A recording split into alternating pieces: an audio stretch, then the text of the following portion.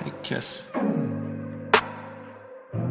Sometimes scouts are absolutely right on the report. Sometimes they live in a fantasy world where goblins and wizards exist. Some of the worst scouting reports in NBA history are courtesy of imagination simply just gone wrong. But others seem like inspection process that are just too narrow or too big or even too small. But dead wrong scouting reports come in all shapes and sizes. So in today's video, I'm going to give you the most dead wrong scouting reports in NBA history. Starting off, of course, Dario. During his time where every tall white European player was the next Dirk Nowitzki, even if you played absolutely nothing like him, that was the bubble that they put you in and the praise that they attached to you. Dario was said to be a shot-blocking, ambidextrous post scorer who can shoot from both the mid-range and beyond the arc with incredible accuracy. He was a physical 7-footer that played with incredible motor. With all those attributes and skills, seems more likely they were talking about a 2K player and not a human being. So according to a lot of scouts, there was nothing on the court that Dario simply couldn't do. Here's a quote. He's the real deal. He's one of a kind. He runs the floor, handles the ball well, shoots the NBA three-pointer, plays with his back to the basket, so you can slot him in at the 3, 4, or 5. Chad Ford, ESPN.com. Well, absolutely none of that wasn't true, with career stats of 6 points per game, 0.9 assists, and 4.2 rebounds per game. Now, I remember sitting at home as a kid on draft night, hoping and praying the Bulls take Michael Beasley instead of Derrick Rose. Me being a Heat fan, I knew there was something wrong with Beasley, and I wanted Derrick Rose to be partnered with Dwayne Wade. Could you imagine probably the most athletic backcourt in the history of sports if that happened? But it didn't happen. So I didn't think his career would have turned out the way it did, neither did the scouts. He absolutely liked the real deal coming out of Kansas State. Michael Beasley was a scorer, a monster, a physical specimen who often looked unstoppable in college. Then came the NBA. He fell in love with his not-so-great jumper. Beasley could do anything in college and couldn't do really anything or everything in the NBA.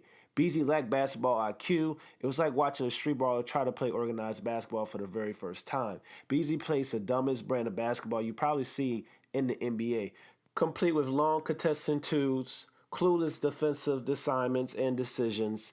And still, you can't blame the scouts for projecting Beasley to progress as a 19-year-old kid, but all he did in the NBA was regress. So, here's a quote. He says, a majestic player evolving off the ground. Rick Dito, DraftExpress.com. Once again, scouts living in a fantasy land. Now, usually when scouting reports are dead wrong, that indicates a player that didn't live up to the potential or was just a flat-out a bust. Instead, things were a little different from Kyrie's perspective. He's a superstar.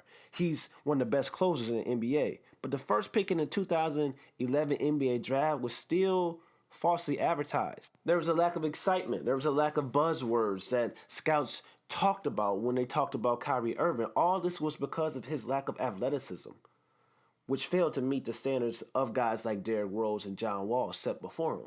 But Kyrie Irving is a much better player then and has had a better careers than I must say than John Wall and Derrick Rose. But Kyrie Irving was labeled as a pure point guard, meaning a point guard that's focused on passing, or like what the young kids think today means a point guard that doesn't get buckets. Imagine someone telling you there was a time Kyrie Irving was mentioned as a pure point guard. Those words would be utterly shocking today. What we got instead, an elite scorer who can easily score with either hand. Inside, outside, there's nothing this brother cannot do. He can hit you with the step back. He can hit you with the three. He can hit you with the mid-range. He can hit you with the floater, left or right. He's one of the elite scorers in the NBA and probably the best closer in the game of basketball right now. And scouts glossed over his ball handling, which is the best in the NBA. His deception, his quickness with the ball, they didn't get that right either. Kyrie is nothing like the scouts expected him to be. Here's a quote.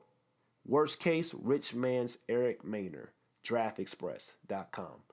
Now, before the derogatory slurs from Michael Jordan, there was comparisons for Kawhi Brown entered the 2001 NBA draft, being compared to some of the league's greatest power forwards. There's visions of Karl Malone and Chris Webber dancing the heads of scouts everywhere. Brown had an NBA body coming out of high school and the physical tools as well, but he lacked mental toughness, wasn't aggressive enough to be a center. He was more soft and blossom as a flower in the NBA. As Stephen A. Smith said. The city of angels, Hollywood, just should be celebrated. Throw a parade already, whether you win a championship or not. This man was a bona fide scrub. He can't play. No disrespect whatsoever, but I'm sorry to tell everybody the truth. The man cannot play the game of basketball. He has small hands. He can't catch the ball. Here's a quote. Brown can handle the basketball very well like a guard. He can even lead the fast break. He also has a good-looking stroke from the 15 to 17 feet range. Well, Kawhi Brown was a bust in the NBA.